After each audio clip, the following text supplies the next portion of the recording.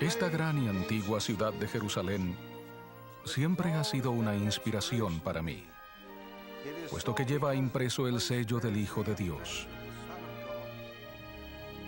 Hace 2000 años, el Salvador de la humanidad nació en Belén, situada un tanto al sur de aquí. Le trajeron a esta ciudad, al templo, siendo bebé. Aquí María y José oyeron las maravillosas profecías que pronunciaron Simeón y Ana acerca del niño que estaba destinado a ser el Salvador del mundo. Pasó su niñez en Nazaret de Galilea, que está hacia el norte. A los 12 años de edad, le trajeron de nuevo aquí, a Jerusalén, donde le halló su madre conversando con los doctores de la ley en el templo, los que estaban oyéndole y preguntándole. Y cerca de aquí, contemplando esta ciudad, él dijo con pesar: Jerusalén, Jerusalén, que matas a los profetas y apedreas a los que te son enviados. ¿Cuántas veces quise juntar a tus hijos y no quisiste? Jerusalén fue el escenario de los últimos días de la vida terrenal del Hijo de Dios.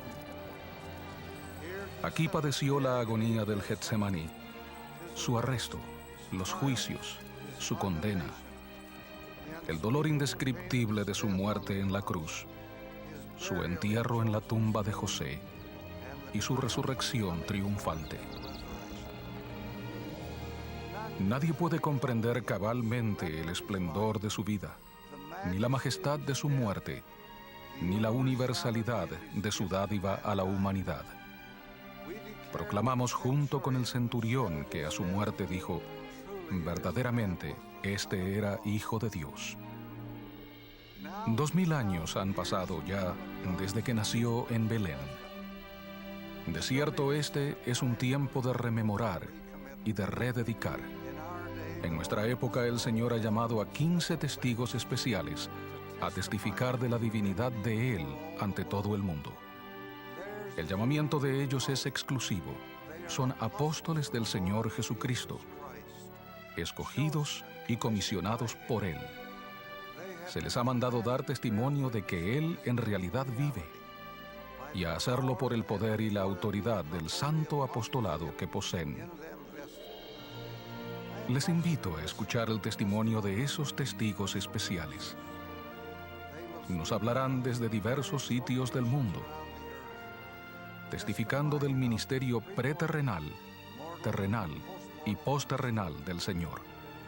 Gracias sean dadas a Dios por la dádiva de su Hijo, el Redentor del mundo, el Salvador de la humanidad, el Príncipe de la vida y de paz, el Santo.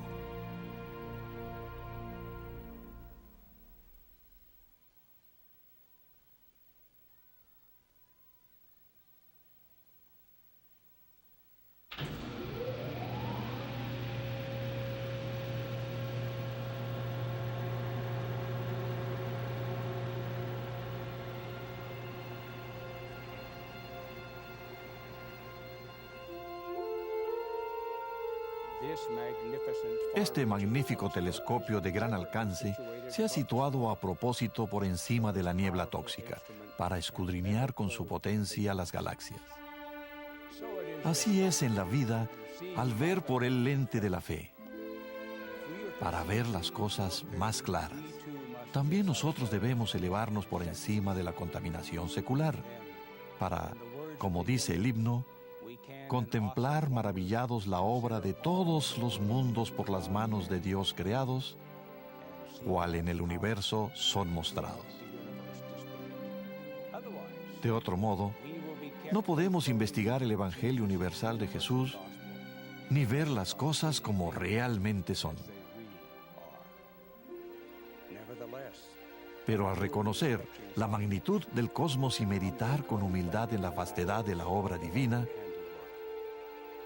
muchísimo antes de que naciera en Belén y se le llegase a conocer como Jesús de Nazaret, nuestro Salvador era Jehová. Ya entonces, bajo la dirección del Padre, Cristo era el Señor del universo, que creó incontables mundos de los cuales el nuestro es solo uno. ¿Cuántos planetas con habitantes hay en el universo? No sabemos. Pero no estamos solos en el universo. Dios no es el Dios de un solo planeta. Testifico que Jesús es en verdad el Señor del universo, que por Cristo, por medio de Él y de Él, los mundos son y fueron creados, y sus habitantes son engendrados hijos e hijas para Dios. Habiéndonos comprado con su sangre expiatoria en la gran y asombrosa expiación, Jesús llegó así a ser nuestro legislador. Mediante la obediencia a sus leyes y a sus mandamientos, podremos volver un día a su presencia y a la de nuestro Padre Celestial. Lo antedicho sobre el universo debiera hacernos caer de rodillas aún ahora, mucho antes del ulterior día del juicio, cuando toda rodilla se doblará y toda lengua confesará que Jesús es el Cristo. Testifico que Jesús cumplió esas grandes funciones como creador y legislador por su deseo de inmortalizar a todos los hijos de nuestro Padre Celestial, y con los más valientes vivir en la casa de su Padre, que tiene muchas moradas. Cuando Cristo vuelva, no regresará a la humildad del pesebre, sino que será reconocido como el Redentor y el Señor del universo. Entonces, en una gran manifestación del cielo, las estrellas caerán de sus lugares como testimonio de ello, de forma mucho más espectacular que a su nacimiento, cuando los astros brillando le prestaban su luz. No obstante, en la inmensidad de sus creaciones, el Señor del universo, que ve hasta cuando un pajarillo cae en tierra, es nuestro Salvador personal, de lo cual doy testimonio apostólico en el santo nombre de Jesucristo. Amén.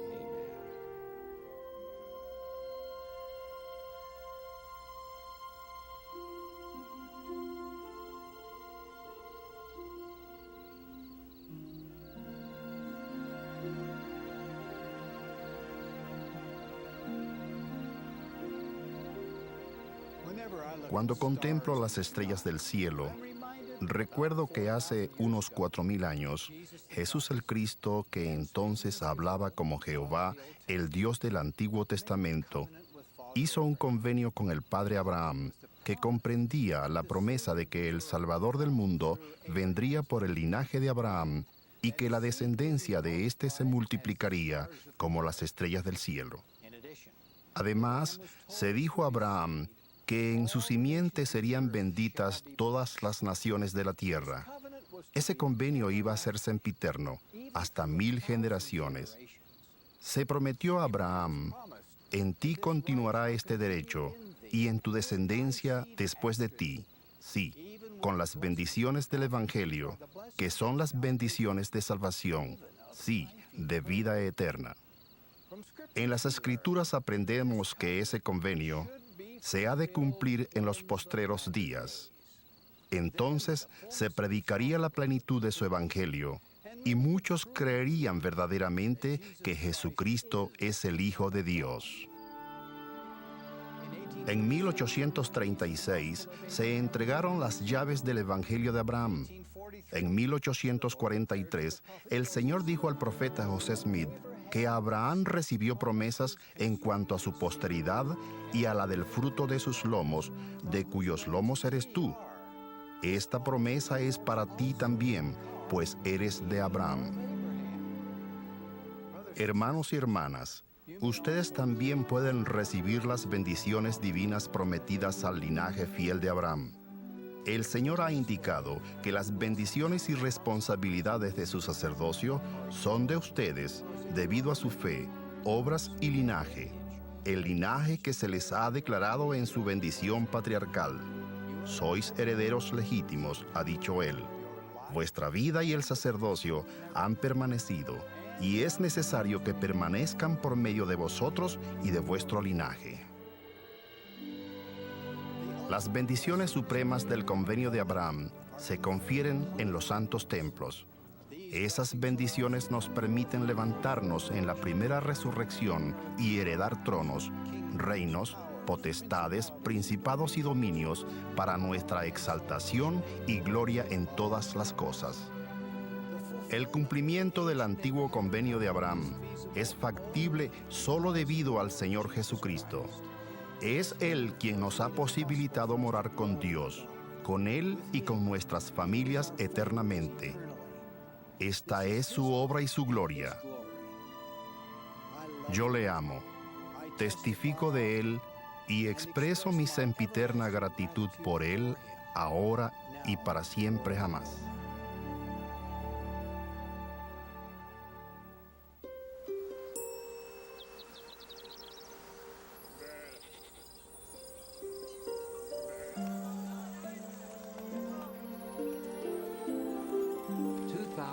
Hace 2000 años, dos viajeros, un hombre y una mujer, avistaron el pequeño pueblo de Belén.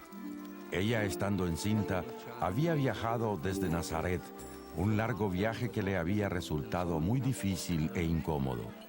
Debido a la repentina afluencia de visitantes, todos los cuartos y las posadas del pueblo estaban ocupados. El único amparo que hallaron José y María fue un lugar destinado para los animales. Y así nació él, Jesús el Cristo, el Mesías, el amado Hijo de Dios, el creador de soles, de lunas y de agitados océanos, yació envuelto en pañales en el entorno más humilde de la tierra. A muy tierna edad, y durante toda mi vida, me ha maravillado el bello relato del nacimiento del Señor y Salvador Jesucristo. Lo más conmovedor de todo ello fue que lo anunciaron los profetas del Antiguo Testamento y del Libro de Mormón. Ellos conocían el plan de salvación y la parte fundamental que Él tendría en la salvación de la humanidad.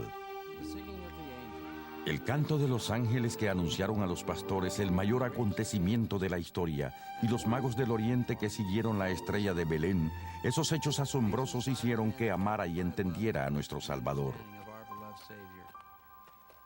Como su nacimiento, así fue su vida, despreciado y desechado, varón de dolores, experimentado en quebranto, no tuvo dónde recostar su cabeza. Hoy día, cuando la gloria y la fama se traducen en recibir honores y riquezas mundanas, nos parece inconcebible que un hombre solitario, sin hogar, sin influencia política, hubiese cambiado el curso de la historia y de la eternidad. Pero yo les testifico que Él lo hizo. Jesús el Cristo enseñó las palabras de vida, mostró el camino de la verdad, de la paz y de la felicidad. Testifico que cuando Él anduvo en la tierra, miles le miraron a los ojos, anhelando una respuesta, buscando alivio al sufrimiento y al pesar, deseosos de que sus cargas se hiciesen más livianas. Todos los que le miraron a los ojos con fe hallaron curación, paz y felicidad. Como apóstol del Señor Jesucristo, les testifico hoy que llegará la hora en que cada uno de nosotros mirará a los amorosos ojos del Salvador. Y sabremos entonces con certeza que el niño que nació de María fue en verdad el Hijo de Dios, el Salvador del mundo. Sabremos que ningún pesar es tan grande, ningún dolor tan profundo, ninguna carga tan insoportable que Él no pueda aliviar. Él pide que creamos en Él, que aprendamos de Él, que nos esforcemos por seguir sus enseñanzas, que nadie olvide jamás lo sagrado de su nacimiento, viniendo a Él y guardando sus mandamientos. Es mi oración en el nombre de Jesucristo. Amén.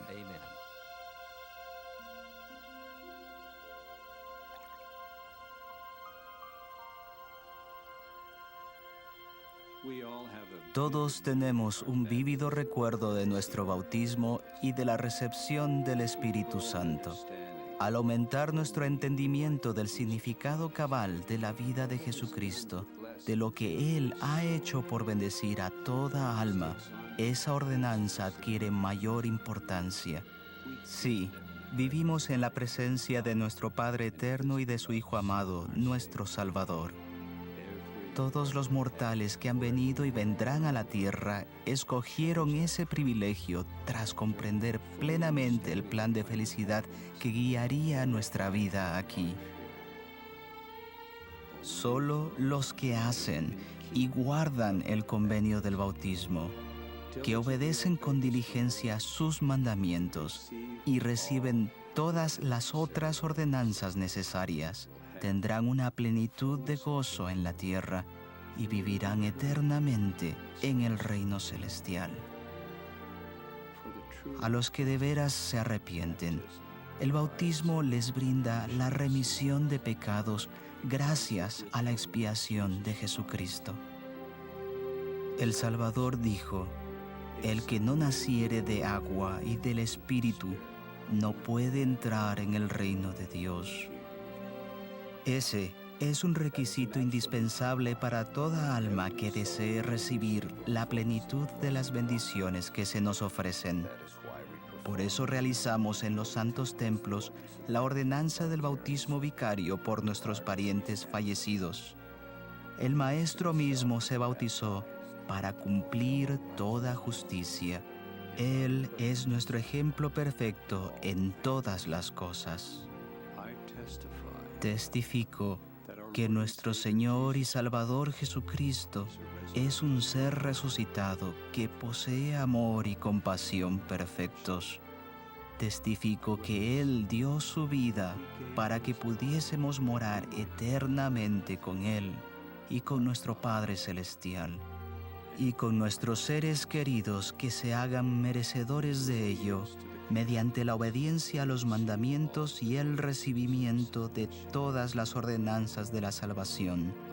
Testifico solemnemente que sé que el Salvador vive.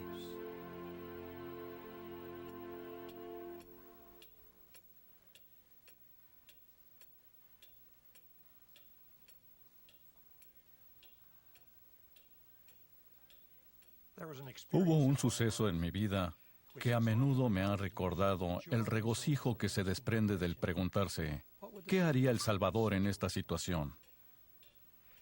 Llegué con los primeros infantes de marina que arribaron a las costas de Japón tras firmarse el Tratado de Paz al fin de la Segunda Guerra Mundial.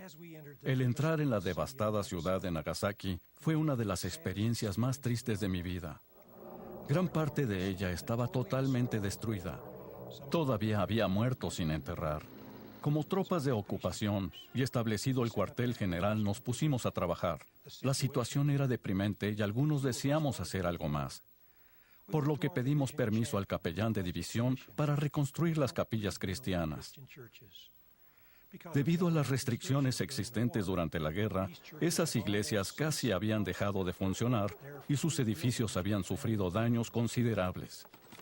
Un grupo nos ofrecimos para reparar y revocar esas capillas durante nuestro tiempo libre a fin de que volvieran a usarlas en sus servicios cristianos. No entendíamos el idioma. Todo lo que podíamos hacer era el trabajo de reparación. Buscamos a los clérigos que no habían podido ministrar durante la guerra y les instamos a volver al púlpito. Fue magnífico verles experimentar de nuevo la libertad de practicar sus creencias cristianas.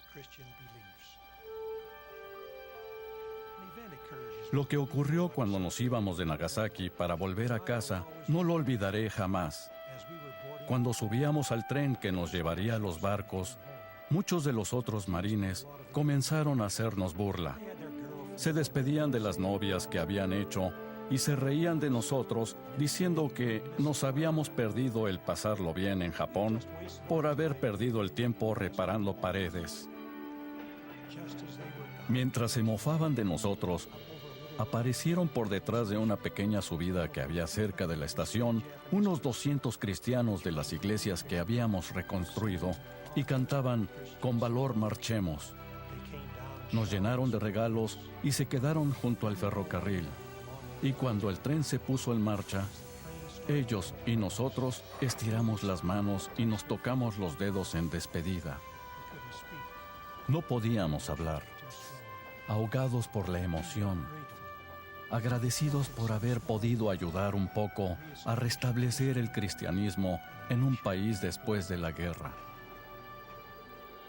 Sé que Dios vive. Sé que todos somos sus hijos y que Él nos ama. Sé que Él envió a su Hijo al mundo para que fuese el sacrificio expiatorio por todo el género humano. Y los que acepten su evangelio y le sigan, tendrán la vida eterna, que es el mayor de todos los dones de Dios. Sé que Él dirigió la restauración del evangelio sobre la tierra mediante el ministerio del profeta José Smith. Sé que la única alegría y felicidad duraderas que tendremos en nuestra experiencia terrenal la hallaremos al seguir al Salvador, al obedecer su ley y guardar sus mandamientos. Él vive. Este es mi testimonio que doy a ustedes en su santo nombre, el nombre de Jesucristo. Amén.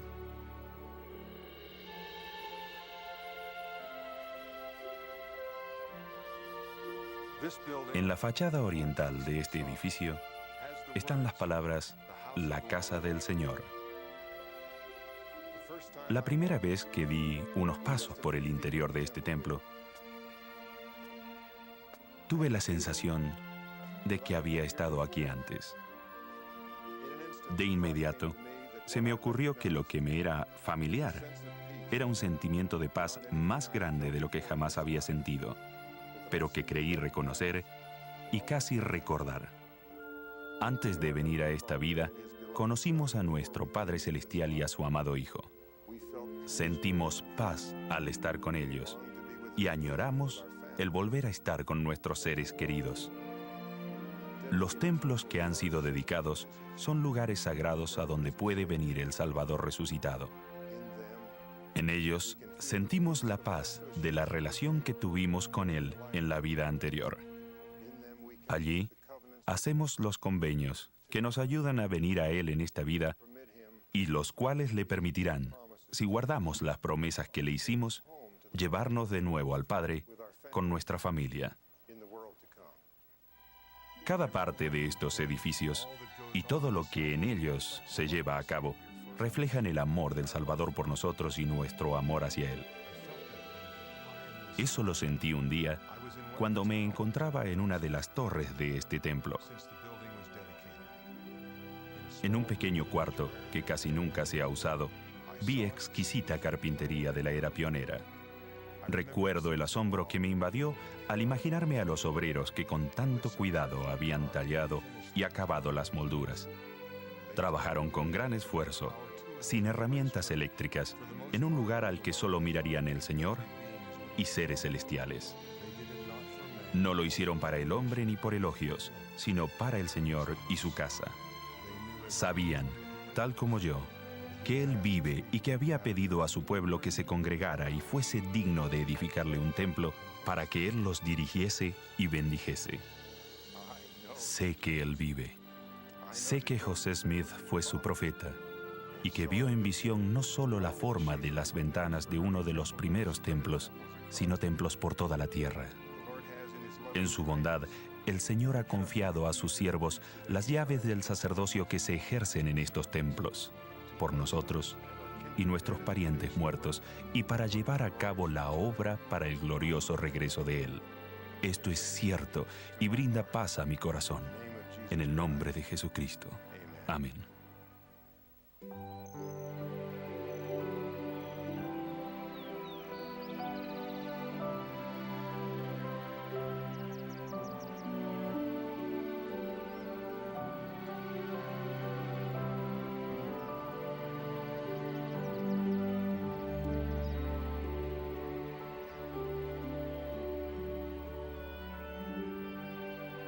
Siento gran amor por las Escrituras.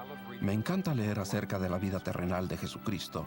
Hay tanto en su vida que puede elevarnos, inspirarnos y fortalecernos en tiempos de necesidad. Para mí, uno de los capítulos más sagrados de las Escrituras es el 17 de Juan. El capítulo entero es una oración intercesora que Jesucristo le hizo a su Padre. En pocas palabras, Él dice: si el mundo tan solo te conociera como yo te conozco. Él le dice a su Padre que ha hecho todo lo que se le ha pedido hacer. A veces olvidamos cuán increíblemente obediente fue el Salvador. Todo lo que hizo, lo que dijo, fue porque era obediente a su Padre. El buscar a los pobres y cuidarlos el llamar a sus discípulos. Sus enseñanzas, tanto en la tierra de Palestina como en las Américas, todas esas cosas las hizo porque su Padre le había mandado hacerlas. El Señor no tenía motivos personales. Él dijo: nada hago por mí mismo, sino que según me enseñó el Padre. ¡Qué ejemplo perfecto de obediencia! Es necesario conocer al Salvador para tomar decisiones en la vida. Su sencilla admonición, ven, sígueme, podría transformar la existencia humana si solo se lo permitiéramos. Él tiene el poder de hacer que nuestras cargas sean ligeras si nos volvemos a Él. Como apóstol del Señor Jesucristo, tengo la oportunidad de dar testimonio como sagrado testigo del Salvador. Mi mayor deseo es que mi testimonio penetre el corazón de aquellos que lo escuchen. Yo sé que Jesucristo vive. Sé que Él guía y dirige su iglesia por revelación por medio de su profeta en este preciso día. Si tenemos fe en nuestro Salvador, Él nos ayudará en las pruebas y tribulaciones y podremos perdurar hasta el fin y volver a su presencia después de esta probación terrenal. Él vive y nos conoce y nos ama a todos. Él desea bendecirnos si venimos a Él. De todo ello expreso mi humilde testimonio en el nombre de Jesucristo. Amén.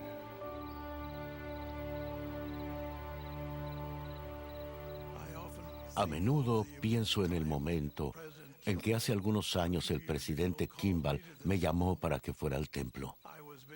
En ese tiempo yo era ayudante de los 12. Y él me llamó para que fuera a verlo al 4º piso del templo. Le dije que iría y él replicó: ahora mismo. Mientras me dirigía al templo, el corazón me empezó a latir más rápido, pues no sabía para qué me había pedido que fuera allí. Me llevó a un pequeño cuarto en el que yo nunca había estado.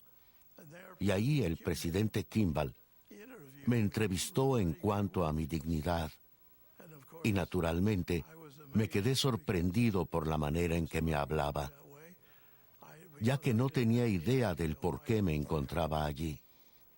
Luego me indicó que nos pusiéramos de pie, y mientras me encontraba al lado de ese hombre maravilloso que me tomaba de las manos, me dijo: con todo el amor que poseo, lo llamo para que ocupe la vacante del quórum de los 12.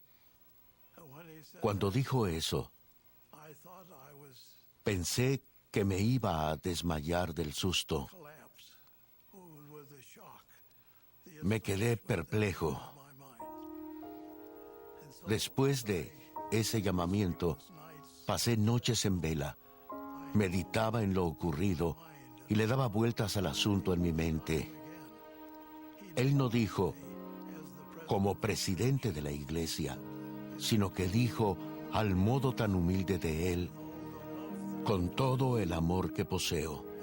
Y me di cuenta de que lo que me estaba enseñando era en cuanto al amor, el amor que el Salvador espera que obtengamos, que demostremos y pongamos de manifiesto, que sintamos en nuestros corazones y nuestras almas a fin de enseñar el Evangelio debidamente. Al visitar a la gente de otras partes del mundo y dar testimonio del Dios viviente, viene a mi corazón el cálido y reconfortante sentimiento de que Él es real, de que Dios vive, de que Él es nuestro Padre Celestial y de que Jesús es el Cristo, el Hijo unigénito en la carne. Sé que eso es verdadero. De esas cosas doy mi afirmación, mi testimonio, mi conocimiento y el fervor que llevo en mi corazón de que esto es verdadero, en el nombre de Jesucristo nuestro Salvador. Amén.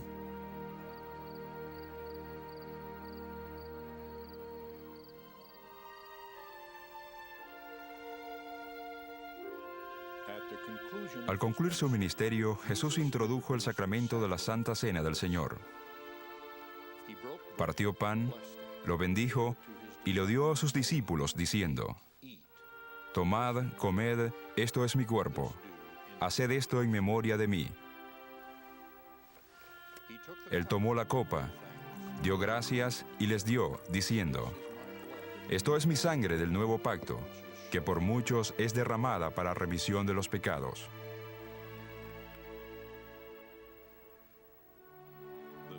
El sacramento de la Cena del Señor es una renovación de los convenios y de las bendiciones del bautismo. Se nos manda arrepentirnos de nuestros pecados y venir al Señor con un corazón quebrantado y un espíritu contrito y participar de la Santa Cena. Al tomar de este pan, testificamos que estamos dispuestos a tomar sobre nosotros el nombre de Jesucristo y a recordarle siempre y a guardar sus mandamientos. Cuando obedecemos este convenio, el Señor renueva el poder purificador de nuestro bautismo. Nos hallamos limpios y siempre podemos tener su Espíritu con nosotros. La administración de la Santa Cena y la renovación de convenios y la purificación que se llevan a cabo al participar de la Santa Cena son los actos más importantes de la adoración dominical de los santos de los últimos días. Lo hacemos en memoria de la sangre del Hijo unigénito, Jesucristo. Él ocupa el lugar central de nuestra fe. Él es nuestro Salvador y nuestro Redentor. Este año en el que celebramos el 2000 aniversario de su nacimiento, agrego mi testimonio al de sus otros apóstoles. Testifico que Él vive y que nos ama. Testifico que Él, como la luz y la vida del mundo, ha proporcionado la vía para que regresemos a nuestro hogar celestial, a disfrutar de la compañía y de las más grandes bendiciones de Dios, nuestro Padre eterno. Sí, la vida eterna, el mayor de todos los dones de Dios. En el nombre de Jesucristo. Amén.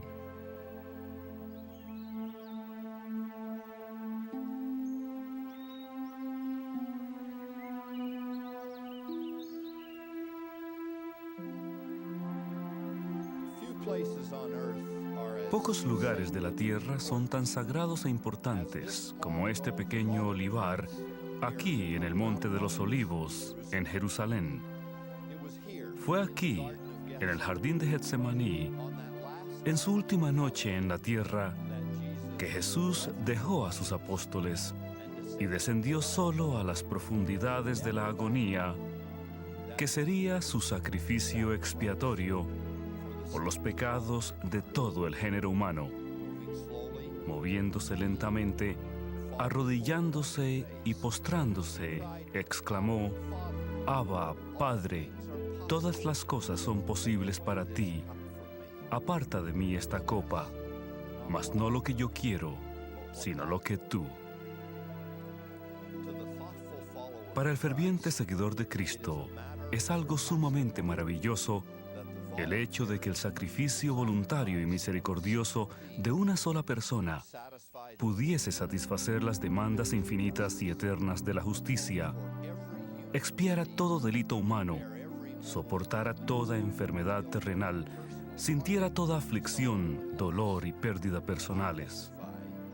Pero testifico que eso es exactamente lo que Cristo hizo por cada uno de nosotros. Doy solemne testimonio de que la expiación de Jesucristo es el cimiento caritativo y el acto central del plan eterno de Dios para nuestra salvación y felicidad.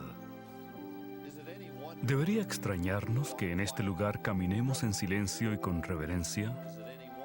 ¿Debería extrañarnos que hagamos convenios sagrados debido al amor que aquí se manifestó? ¿Debería extrañarnos que Cristo, el mayor de todos, bebiera aquí la amarga copa y no desmayara, para que no sufriéramos si nos arrepentimos y venimos a Él? Declaro mi asombro y maravilla, mi adoración y testimonio apostólico de Él. En su nombre redentor, el Señor Jesucristo. Amén.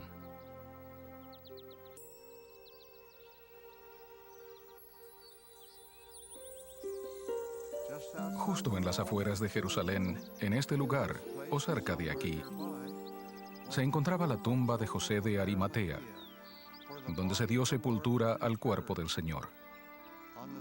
Al tercer día, después de sepultarlo, vinieron María Magdalena y la otra María a ver el sepulcro. Y hubo un gran terremoto, porque un ángel del Señor descendiendo del cielo y llegando, removió la piedra y se sentó sobre ella. Mas el ángel dijo a las mujeres: No temáis vosotras, porque yo sé que buscáis a Jesús, el que fue crucificado. No está aquí, pues ha resucitado como dijo. Venid, ved el lugar donde fue puesto el Señor. Estas son las palabras más reconfortantes de toda la historia de la humanidad. La muerte, universal y definitiva, había sido conquistada. ¿Dónde está, oh muerte, tu aguijón? ¿Dónde, oh sepulcro, tu victoria? El Señor resucitado apareció primero a María. Él le habló y ella contestó. Él era real, estaba vivo. Aquel cuyo cuerpo había sido sepultado en muerte. Con razón, cuando más tarde Tomás lo vio con las manos y el costado heridos, exclamó maravillado: Señor mío y Dios mío. Eso nunca había ocurrido. Solo había habido muerte sin esperanza. Ahora había vida eterna. Únicamente un Dios podría haberlo hecho. La resurrección de Jesucristo fue el gran acontecimiento culminante de su vida y misión. Fue la piedra de coronamiento de la expiación. El sacrificio de su vida por todo el género humano no estaba completo sin que Él saliera de la tumba con la certeza de la resurrección para todos los que vivieran en la tierra. De todas las victorias de la crónica de la humanidad, ninguna es tan grandiosa, ninguna tan universal en sus efectos, ninguna tan eterna en sus consecuencias, como la victoria del Señor crucificado, que salió de la tumba aquella primera mañana de Pascua. Los que presenciaron ese acontecimiento, los que vieron, oyeron y hablaron con el Señor resucitado, testificaron de la realidad de este, el más grande de todos los milagros. Los seguidores de Cristo, a través de los siglos, han vivido y muerto proclamando la veracidad de este acto divino. A todos estos agregamos nuestro testimonio de que aquel que murió en la cruz del Calvario se levantó de nuevo en maravilloso esplendor como el Hijo de Dios, el Maestro de la vida y de la muerte.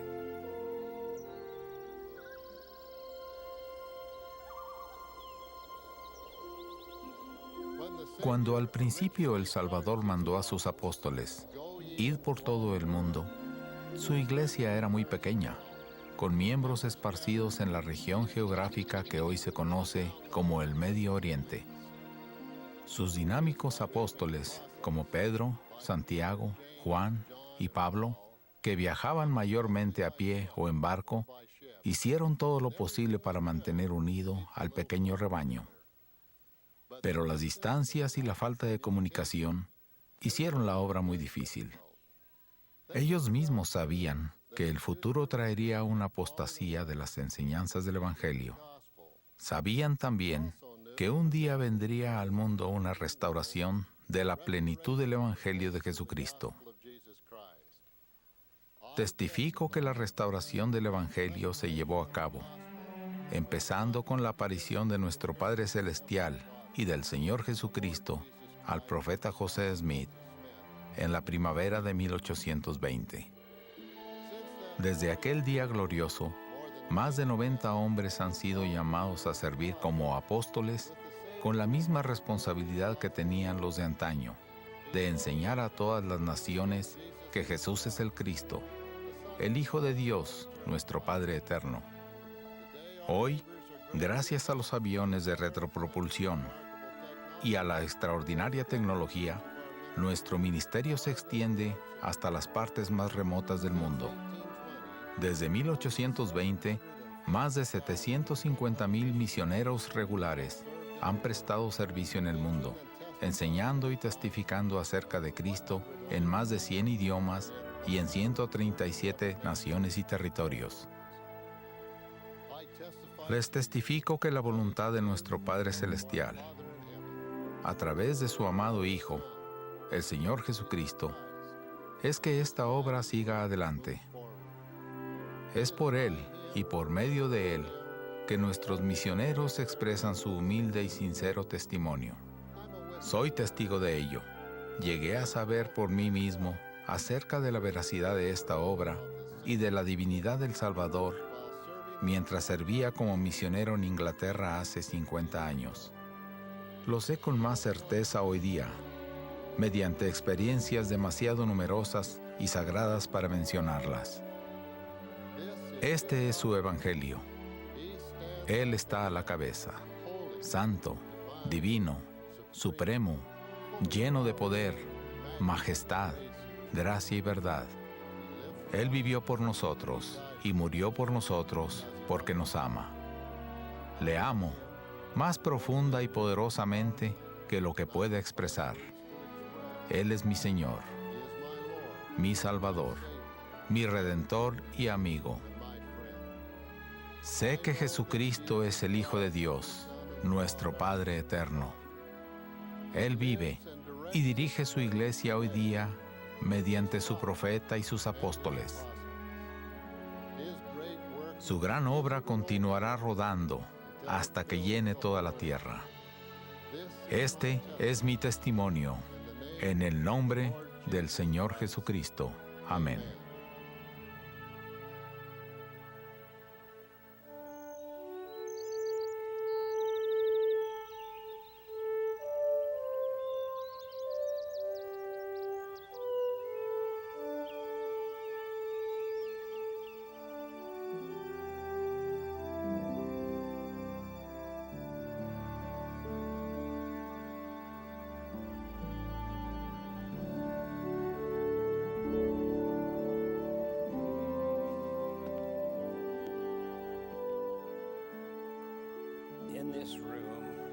En esta sala, el 3 de abril de 1836, se cumplió una profecía que se había dado hace más de 2000 años.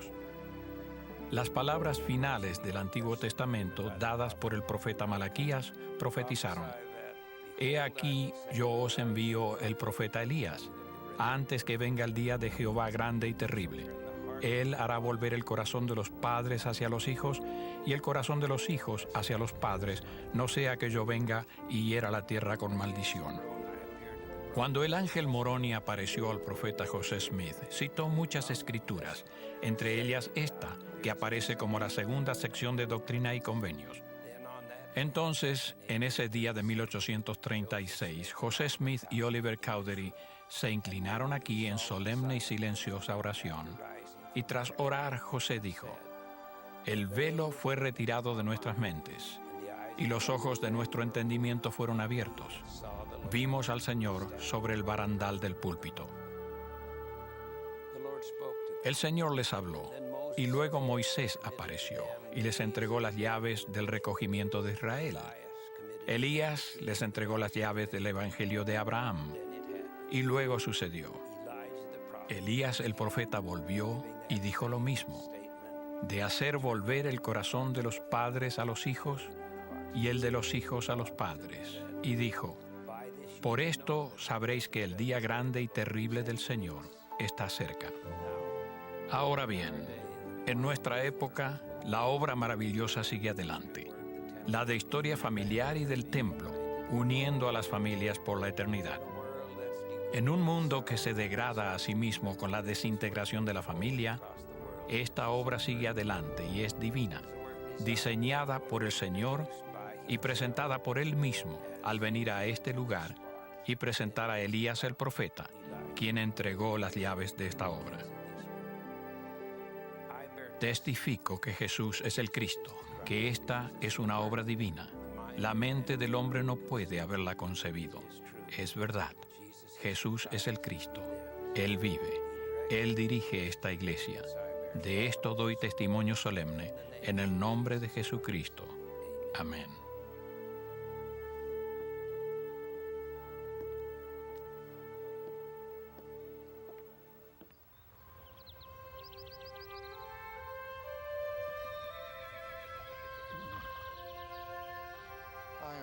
Me siento humilde al estar en este terreno sagrado de la histórica Nabú. Esta ciudad también se conocía como la ciudad de José, Así se le llamaba en honor a José Smith, su fundador.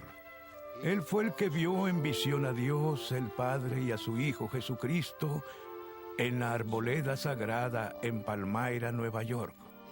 Su vida es un testamento de que Él se comunicó con el Cristo para traer a la tierra más verdad espiritual, llaves y autoridad que cualquier otro profeta. Aquí ocurrió mucho de la importante historia de los primeros días de nuestra iglesia. Aquí se erigió un templo magnífico. Fue el segundo edificado en esta dispensación. El templo de Nabú se construyó para que los miembros de la iglesia recibieran las bendiciones más elevadas que Dios tiene para su pueblo. Al caminar por estas piedras de los cimientos sagrados del templo de Nabú, mi alma se siente sobrecogida. El último día, antes de que se cerrara el templo y los santos se marcharan, muchos de ellos prácticamente vivieron en el templo. Mis bisabuelos John y Jane Akerly se hallaban entre los últimos que recibieron las bendiciones del templo en este magnífico edificio el 3 de febrero de 1846. Eso fue providencial porque John Akerly falleció en Winter Quarters. Con el tiempo, este magnífico templo se edificará otra vez para la gloria del Señor. Aquí es donde la pila bautismal del templo se hallaba ubicada. El Salvador dijo a Nicodemo: el que no naciere de agua y del Espíritu no puede entrar en el reino de Dios.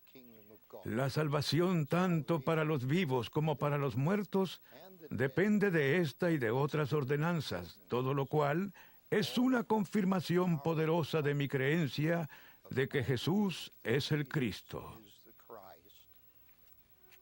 En los Getsemanís de la vida que todos tenemos, y con frecuencia en mi llamamiento actual, me he arrodillado para acudir en busca de ayuda con un espíritu humilde al único lugar que podía hacerlo. A menudo agonizaba en el espíritu, suplicando a Dios de todo corazón que me sostuviera en la obra que he llegado a apreciar más que la vida misma. En ocasiones he sentido la terrible soledad de las heridas del corazón, de la intensa agonía, los bofetones de Satanás y el consuelo cálido y protector del Espíritu del Maestro.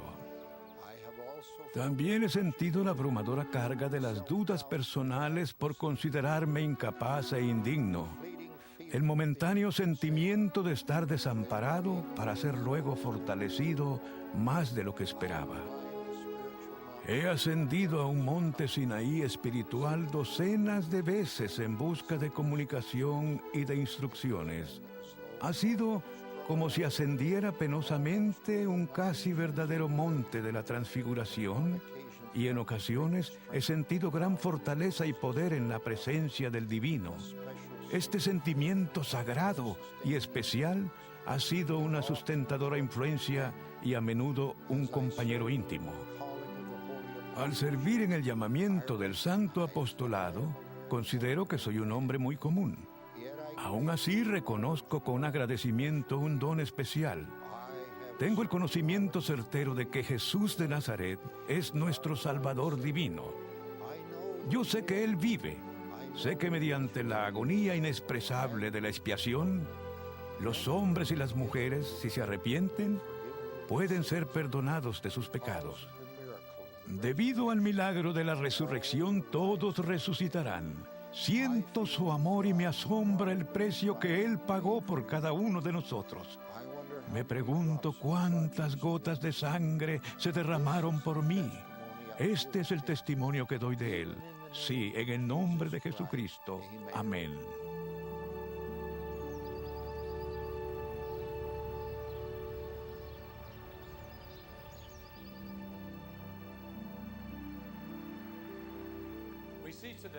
Presenciamos hoy el hermoso y restaurado edificio Grandin, situado en Palmyra, Nueva York. La restauración del edificio Grandin ha cumplido su objetivo: mantener la integridad histórica del edificio y permitir que el visitante se vea envuelto en la historia de la época. Aquí es donde se publicó la primera edición del Libro de Mormón, con un total de 5,000 ejemplares, un número inusualmente elevado para los negocios de imprenta rurales. El señor Grandin había adquirido una imprenta en Nueva York. La imprenta presentaba una nueva tecnología, mejor que las otras de la época, y ofrecía al profeta José Smith la posibilidad de imprimir el Libro de Mormón en un sitio cercano a su hogar. Demos vuelta a las páginas de la historia para apreciar más plenamente una de las más grandes maravillas de la civilización, a saber, el advenimiento de los caracteres de imprenta móviles. Antes de que Gutenberg descubriera las posibilidades de los caracteres móviles, todo se imprimía con una pluma, letra por letra, línea por línea, página por página. El señor Grandin publicó el Libro de Mormón con caracteres de imprenta móviles. Fue arreglado laboriosamente por las manos del talentoso tipógrafo que aprendió de memoria y por experiencia cada tipo de carácter, estilo y tamaño disponible. Luego que se formaba la página, se colocaba la tinta y se imprimía, y así quedaba lista para la encuadernación. El Señor sacó a luz el Libro de Mormón en un periodo en que los métodos de impresión realzarían su distribución en todo lugar. Hoy las imprentas modernas permiten a la Iglesia publicar y distribuir muchos millones de ejemplares del Libro de Mormón al año. Permítanme compartir con ustedes una experiencia que tuve hace muchos años en el sur de los Estados Unidos, cuando después de una conferencia de estaca, una mujer se me acercó y me preguntó, ¿conoce al elder Delbert Stapley? Le respondí que éramos apóstoles del Señor y que servíamos juntos en la obra del Maestro. Entonces ella me dio un ejemplar del Libro de Mormón que contenía una inscripción y la firma de Delbert Stapley. Señaló que el libro había sido dado a su abuela cuando el elder Stapley era un joven misionero y agregó, ¿puede darle este libro al elder Stapley y decirle que cientos de descendientes de mi abuela se han convertido por este ejemplar? Y ellos, a su vez, han transmitido el mensaje del Libro de Mormón a otras personas. Le di ese ejemplar firmado del Libro de Mormón al elder Stapley. Él escuchó atentamente cuando le explicaba dónde y cómo se me había dado. Examinó su firma en silencio y dijo, este es uno de los días más felices de mi vida. Mi testimonio personal es que el Libro de Mormón cambia la vida humana. Es, por cierto, otro testamento de Jesucristo.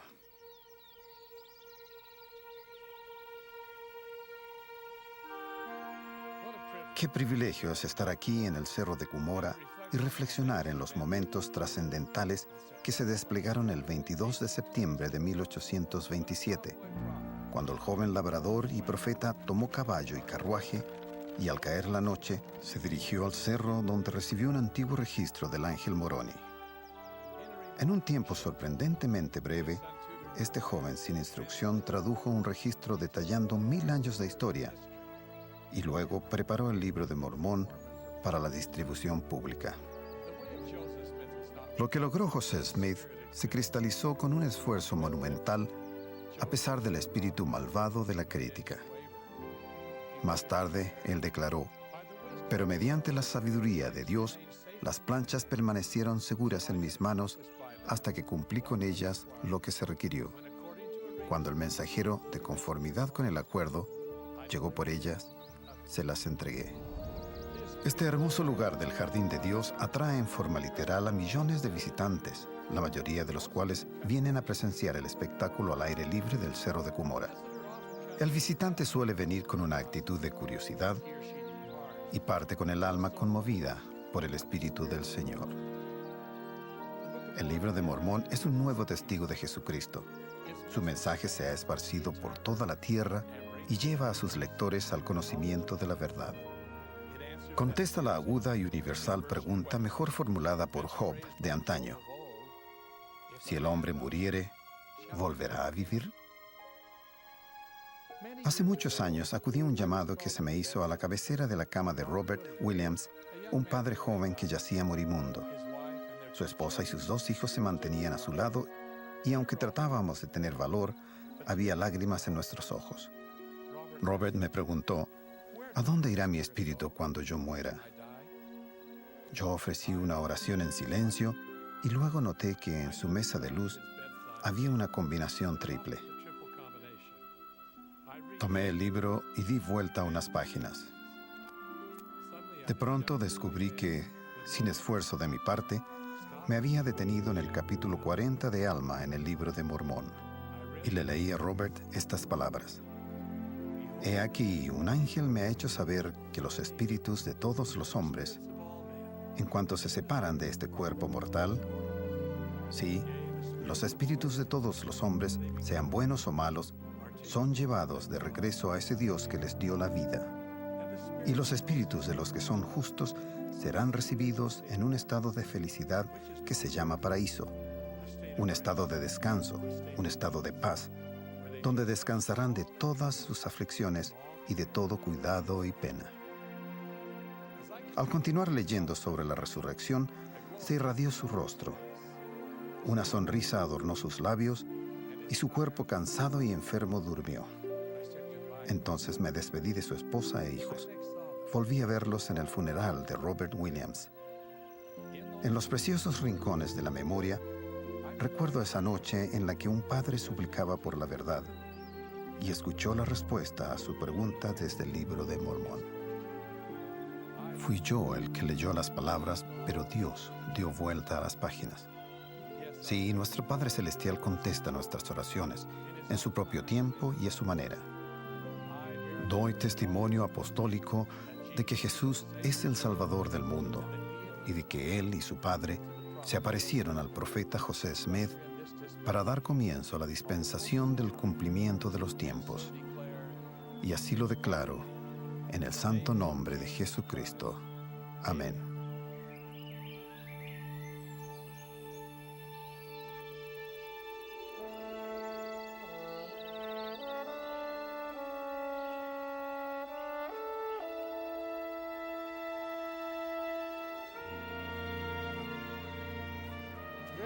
Esta es la arboleda sagrada.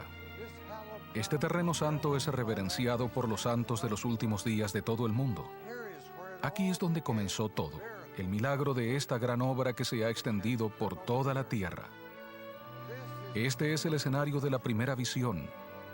Fue aquí donde Dios, el Eterno Padre, apareció junto con su amado Hijo Jesucristo, el Señor resucitado. El Padre, señalando a su Hijo, dijo: «Este es mi Hijo amado, escúchalo». ¿Se dan cuenta de la importancia que tiene esa declaración? Aquí estuvo Dios, el Eterno Padre, el Todopoderoso, dando su testimonio en palabras claramente habladas. No se ha dado testimonio más importante ni más convincente del Señor resucitado que este, el de su propio Padre. Las cortinas que habían estado cerradas por siglos ahora se abrían. Una nueva y gloriosa dispensación del Evangelio se iniciaba, presentando aún otras revelaciones maravillosas. Otro testamento de Jesucristo salía a la luz para hablar como una voz que sale desde el polvo. El santo sacerdocio, originalmente otorgado por el Maestro a sus apóstoles vivientes, se restauró sobre hombres vivientes por esos mismos apóstoles ahora resucitados. Siguió una verdadera nube de testigos, con llaves y poderes necesarios para completar la restauración de la iglesia establecida por Jesús, cuando Él caminó sobre la tierra, conocida ahora como la Iglesia de Jesucristo, de los santos de los últimos días. Aquí, en este mismo lugar, la larga noche de la apostasía se transformó en el glorioso amanecer de una nueva época. Se vio y se escuchó a Dios mismo. Aquí donde nos encontramos, en medio de la tranquilidad de estos árboles, en este, el más sagrado de los lugares, se reveló otra vez la naturaleza de la deidad. La mente despejada y receptiva de un muchacho se convirtió en el instrumento de la revelación que aquí se dio y de las muchas más que seguirían. Siendo yo el 15º sucesor de José Smith y el portador del manto profético que vino sobre él, declaro solemnemente mi testimonio de que el relato del profeta José de esos eventos es verdadero, que aquí el Padre dio testimonio de la divinidad de su Hijo, de que el Hijo instruyó al joven profeta, y que siguió una serie de acontecimientos que llevaron a la organización de la única iglesia verdadera y viviente sobre la faz de toda la tierra, con la cual dijo: yo, el Señor, estoy bien complacido. De la realidad y de la personalidad del Dios viviente y de su Hijo, nuestro Redentor, soy testigo reverente y solemne, y hablo estas palabras por el poder del Espíritu Santo, en el nombre sagrado de Jesucristo. Amén.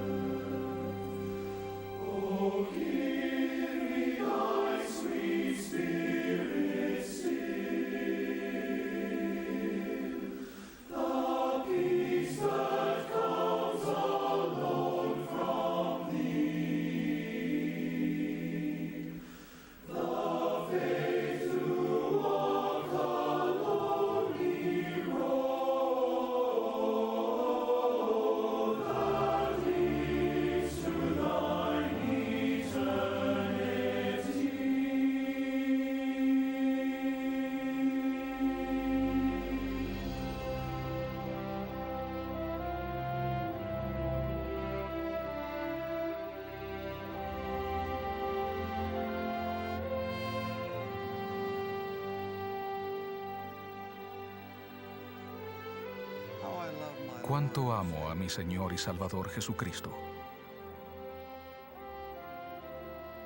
Su comisión divina y su divino amor nos motivan a todos en esta obra. Amo a mis hermanos, todos son leales. Ellos responden sin vacilar a todo llamamiento. Son verdaderos discípulos del Señor Jesucristo. Es Él, Jesucristo, quien está a la cabeza de esta iglesia que lleva su nombre sagrado. Él vela por ella, Él la guía. Estando a la diestra de su Padre, Él dirige esta obra. Unidos y en calidad de sus apóstoles autorizados y comisionados por Él para hacerlo, manifestamos nuestro testimonio de que Él vive y de que vendrá otra vez a reclamar su reino y reinará como Rey de Reyes y Señor de Señores. De esto tenemos la certeza y damos testimonio apostólico en su santo nombre. Sí, el nombre de Jesucristo. Amén.